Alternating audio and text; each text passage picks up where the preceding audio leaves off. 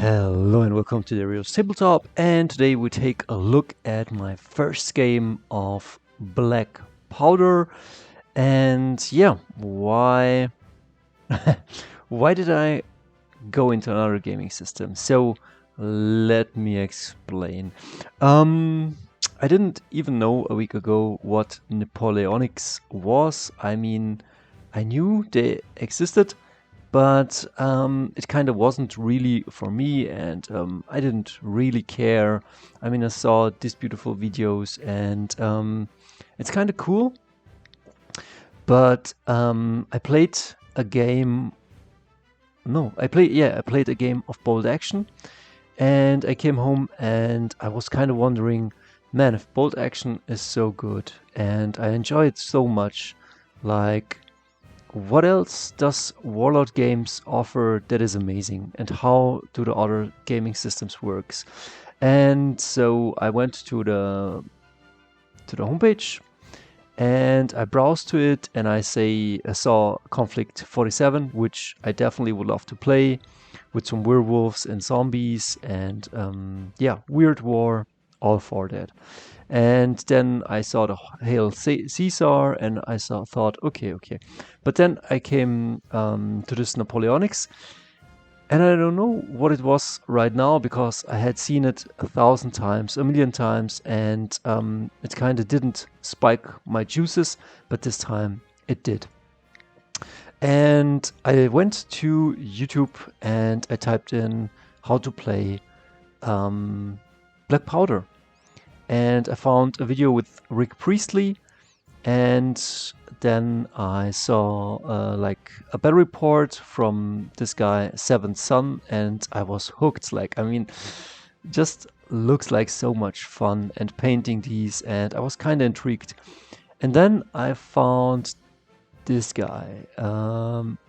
Where is it? Here, this guy, Napoleonic Wargaming.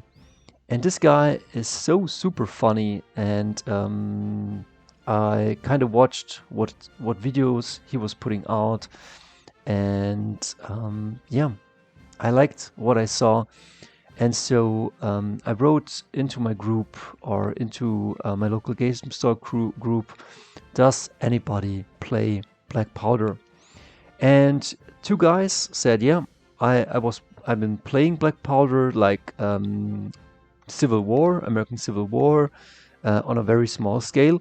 And he also has these miniatures. And the other guy also told me, like, yeah, I have miniatures. And I asked, like, can we play a game? And he said, yeah, I would love to play a game. Nobody plays this game. And so this is my first game of Napoleonics, from it's Black Powder 2nd edition from Warlordgames, and let me show you what I found. Wait, before we start, we don't start with a Battlereport. We start with the pretty pictures, and then we start with a quote from Rick Priestley. Okay, let's start with a quote. No, let's start with the pretty pictures, because this got me intrigued. Like, I kinda liked, I think, somehow this, and I think I fell in love with those round bases, and there are some brigades down here. Wait a second, like this. And I don't have to paint a ton of minis. I don't like that, but I was kind of intrigued by what I was seeing, and I thought, okay, how does this play, and is it as fun as Bold Action? And now let's come to Rick Priestley. And I think he sold it to me, because I was watching the video. Well, let me show you how to powder. And it's an hour-long video with Rick Priestley. It is okay. It is not super fun, but he kind of sold the idea to me. I don't know. It was very charming. It was fun. And in a second, I will tell you what he told me. And then I saw, like, more of this, and I was kind of intrigued. And this is what Rick Priestley said. Black Powder is built to be a club game. Fun, fast, multiplayer with friends, and in 1 to 2 hours. Doesn't matter how many people want to join in. it is, yeah, it's played to have big forces on a big table and to have big fun. It is meant to be played with good friends. And I was thinking, okay, what if I could buy myself, I think, a brigade and paint them up and have a bunch of friends at a club, and they play either the same faction as me or they play slightly different factions, and we play a 2v2 or we play a 4v4, and it's a typical beer and bretzel game. And I kind of liked that idea, and I also kind of liked the rules, and we will jump into the rules in a second. Let me also show you what kind of got me intrigued. This got me intrigued, and this is an illustration by Peter Dennis. He draws for the Perry miniatures, and he draws and paints for the Warlord games, and I'm a big fan of his drawings and paintings, and I'm also a big fan of the Perry miniatures box set. And you get here 40 miniatures in this box set, and I bought it yesterday, and I think you get 2 line infantry from them, and you get also some skirmish infantry, and so you get a command sprue, so you get incredible value out of it. So you could build a force that you could like, and it is not even expensive, and you could have fun with friends, so it's not a super expensive hobby, I would assume, for right now. And then I kind of was hooked by all of these Napoleonic themes, and I watched a lot of Morning Glory, and he always makes his commercial for Sharp's Command, and I thought to myself, okay man, maybe now it's time to watch Sharp's Command, and I found it on YouTube and I started watching it, and I enjoyed it. And then I got back into The Last of the Mohicans, and I got into The Patriot with Mel Gibson, and I watched a lot of history and story around those people, and I found it very, very interesting. Like very, very interesting battles and conflicts and political stuff and also military stuff. And yeah, I was kind of hooked. And again, here are the beautiful drawings and all the factions clashing.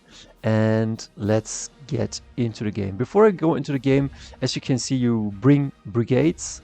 You could, I think, bring more than one brigade. Yesterday I played a game which was one big brigade. A brigade can be 3 to 6 units and a commander. As you can see here, the commander, I think it's on a 50 or 60 millimeter base and on a horse, maybe with a body. And then you get different units. Here you get some infantry, here you get some cavalry, but you also could bring some cannons, and so you can fill up your brigade with 3 to 6 units. And it looks like a lot, but these are 28 millimeter miniatures on, I don't know how many inches, but it's not much. So 20 millimeters by 20 millimeters or 25 by 20, so something like that. And I thought, okay, maybe I can just start with one brigade, with a few horses, with one cannon, and just have fun painting and playing it with friends. So this sold it to me. And then I met up with my friend, and his name is Michel. And Michel, I think, bought the Waterloo box from BlackPowder Warlordgames.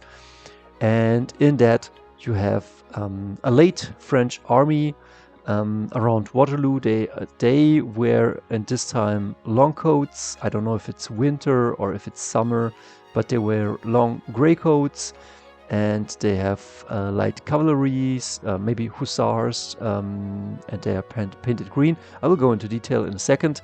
And my friend, here you can see the gray coats. Yeah, let's go in. Here you can see the gray coats. So I think this is I don't know, 2 inches by 2 inches. Let me measure it out. Where is my measurement?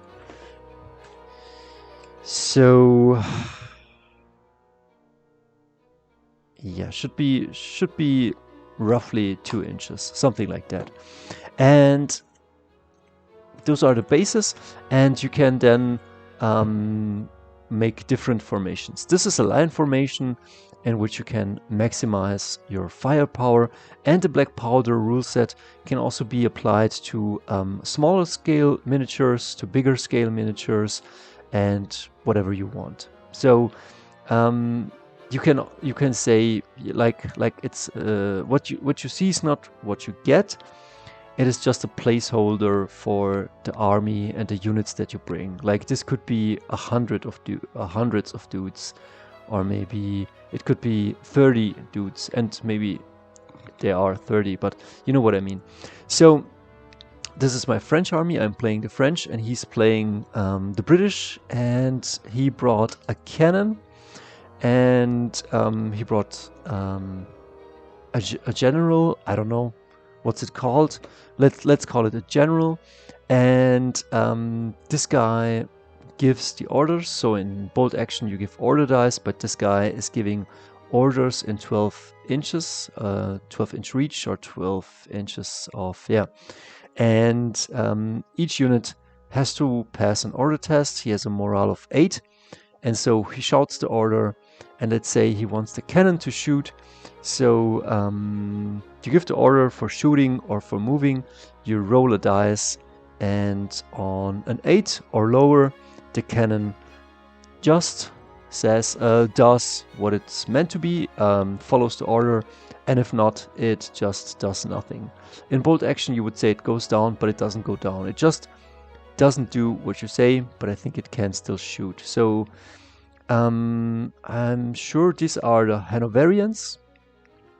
So line infantry, he painted them up, not yet based, and this is his British infantry. And yeah, let me tell you the stats of these guys. So the cannon has 48 inches maximum reach. Then at half the reach, it gets 2 shots, and if you're within point blank, it gets 3 shots. It gets penetration +2. Yeah, it's fun. A cannon is good. Then this is a normal line infantry. I had also regular line infantries. They wear the equipment is the smoothbore musket.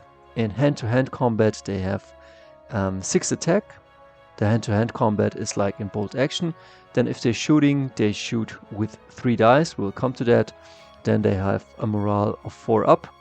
That is like your cover save or armor save.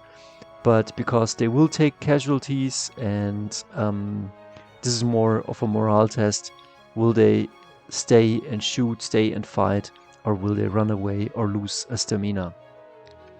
And the stamina, that's like how many wounds they can take. And most of the troops in this game have a 3 stamina, small units have 2, and very small units then have just 1 wound.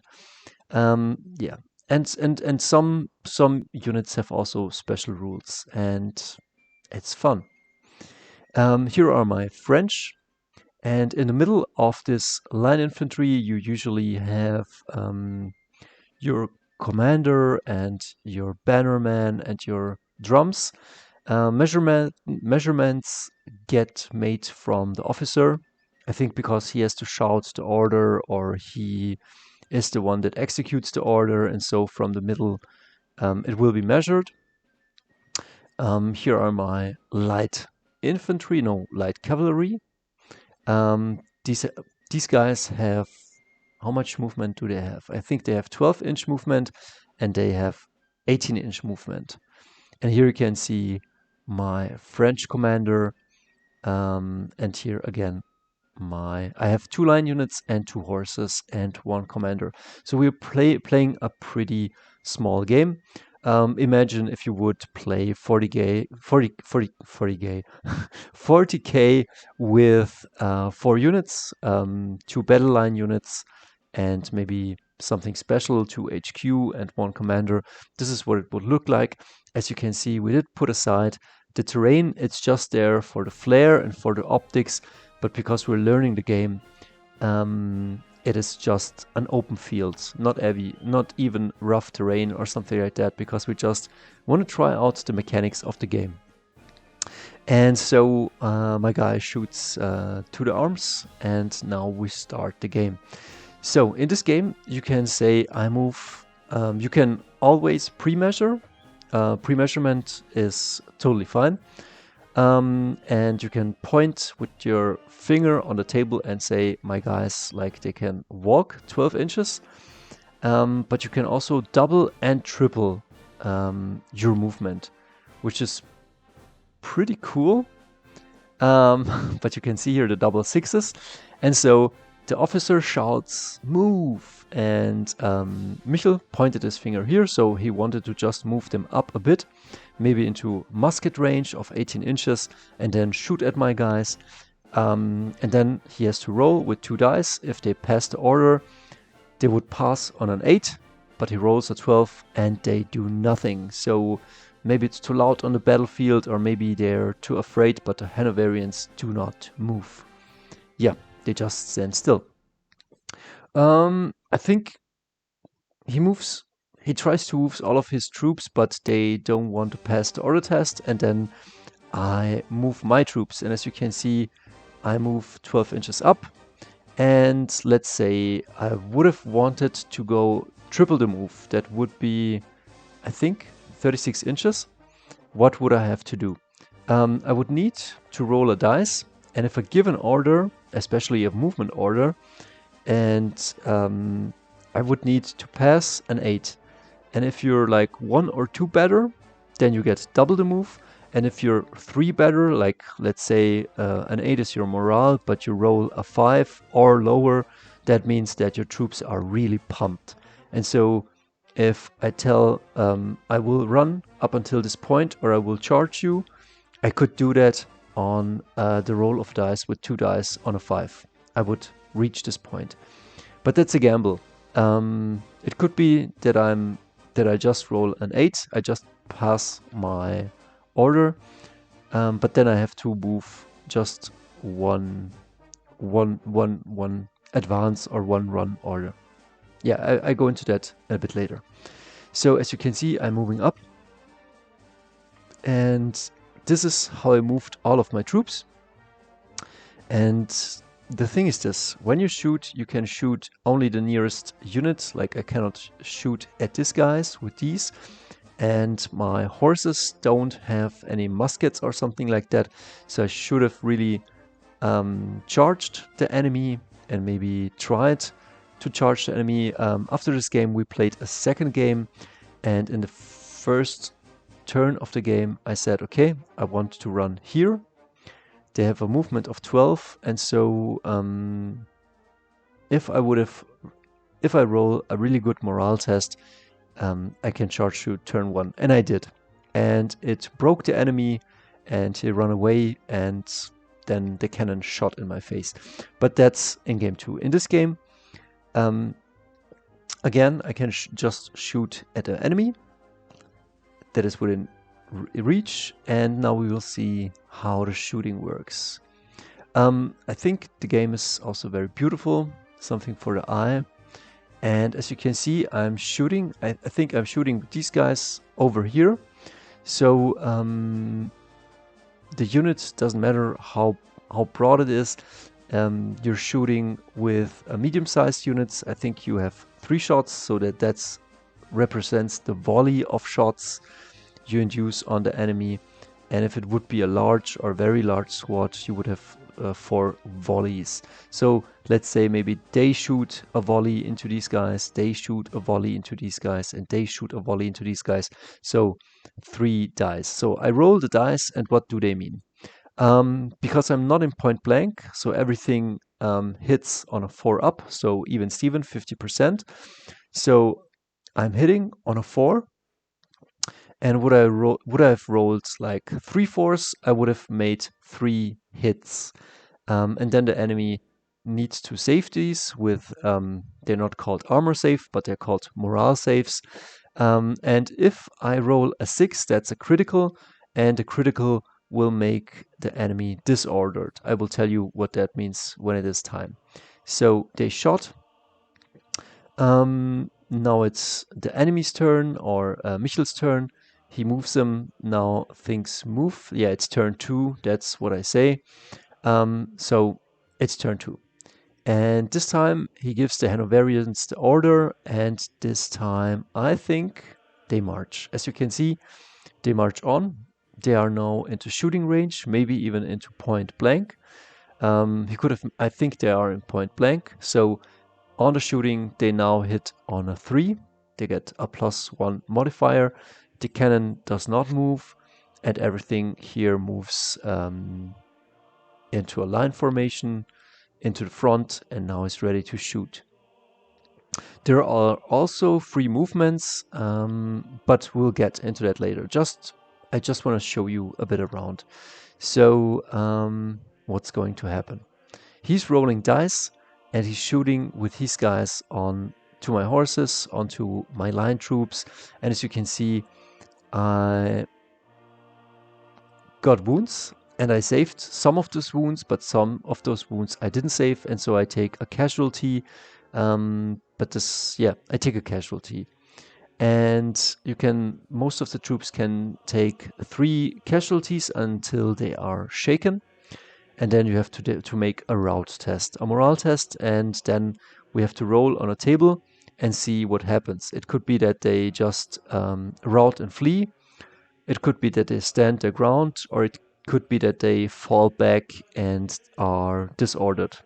This marker means that they are disordered, so I got a critical hit. The enemy, or Michel, shot with a 6, and that means that that was a heavy blow and my units are disordered. That means in the next turn I cannot activate them. They have to spend that order to order themselves again.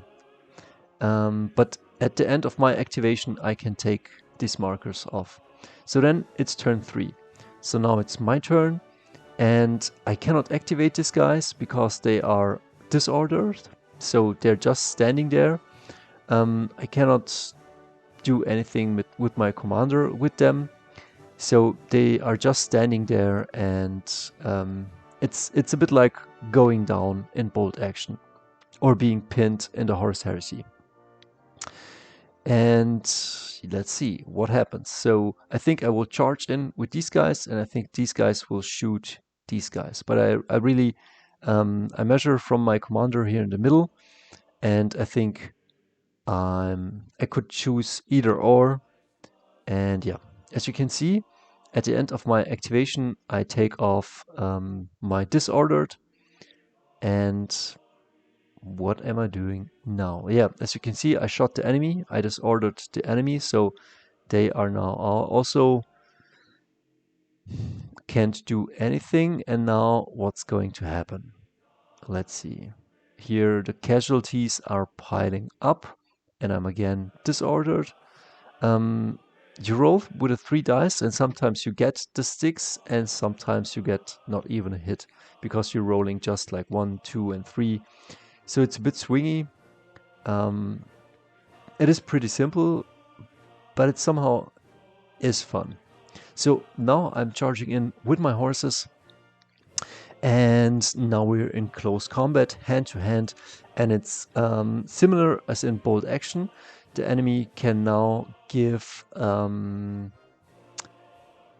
fire Overwatch, and he fires Overwatch, I think, into point blank, so he's hitting on a 3. And I think he gave me a wound and he disordered me, but that's not important because like I'm now into hand-to-hand combat in melee.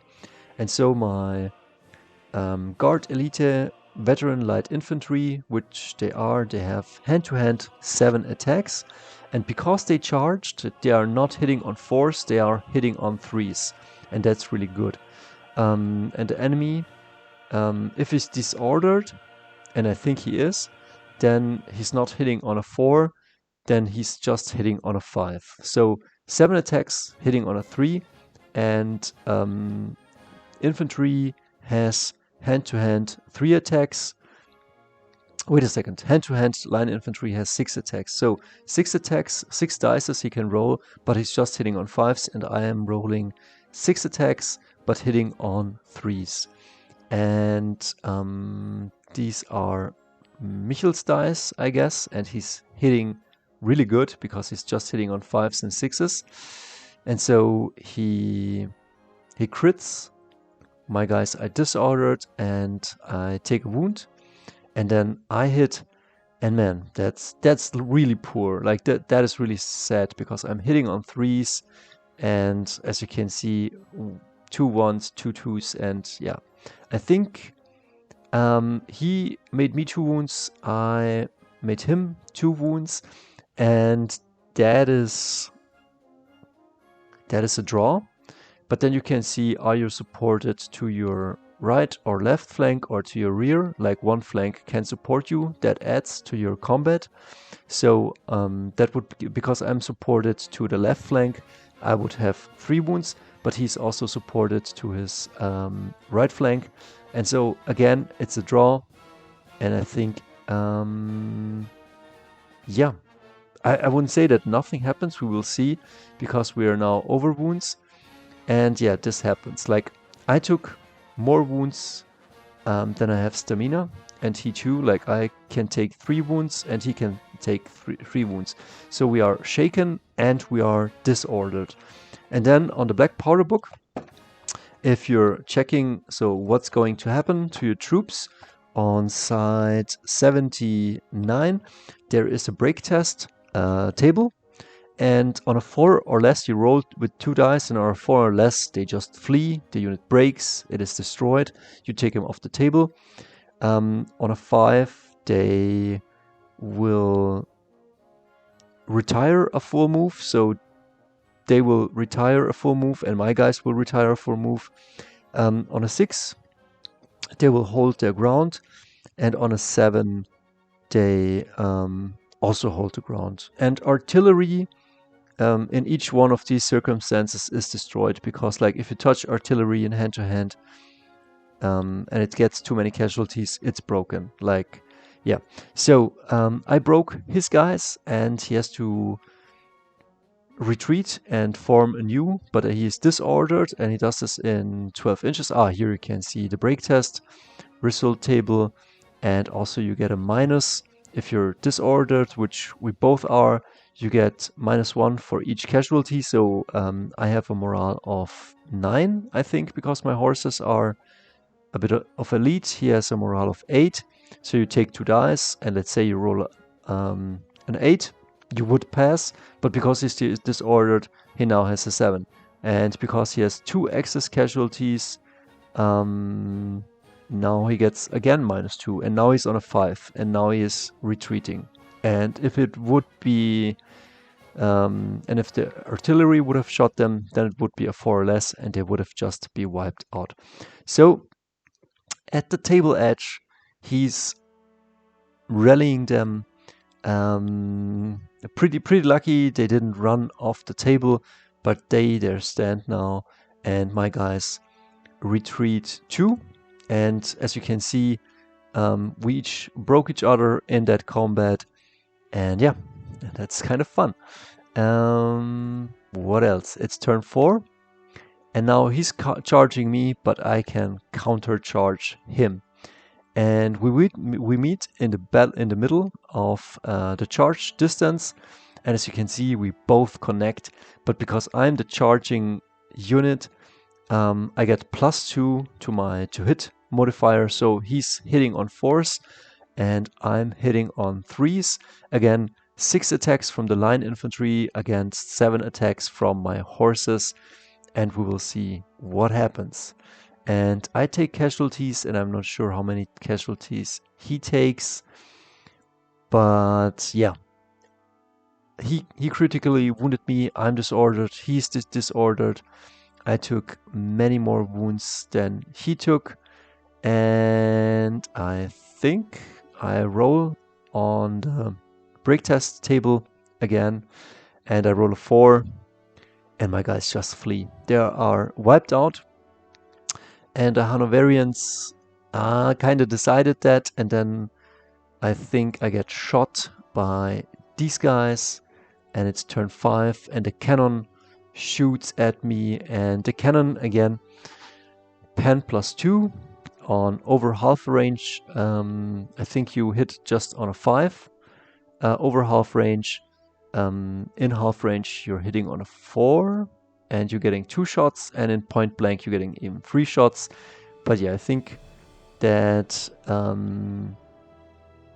my guys get shot up, they get disordered, and I'm taking casualties and wounds, and this line unit breaks too, and so yeah, my French army disintegrates. And it was so much fun, and I think we just took a look at, as you can see, a basic understanding on how you would play the game with a very small troop, without terrain or anything else, without special rules, without skirmishers, and it was kind of fun. And I think I will get into the system, and yeah, just because I like the minis and I trust Warlordgames. And yeah, that's it, I think, for today. The British won, but the French will be back. And this is the box I bought myself because it was 25 euros at my local game store. And they had the French and the British, and I could pick, and maybe I go back and buy also another one. But yeah, that's cool. And I think you get 2 line units and some skirmishers and some command figures out of this box. So it's pretty ridiculous. And it's a great value. And what else? Yeah. Have a great day. Have fun. We see us in the next game. And I hope you enjoyed it. And tell me more about your BlackPowder experiences. So we see us.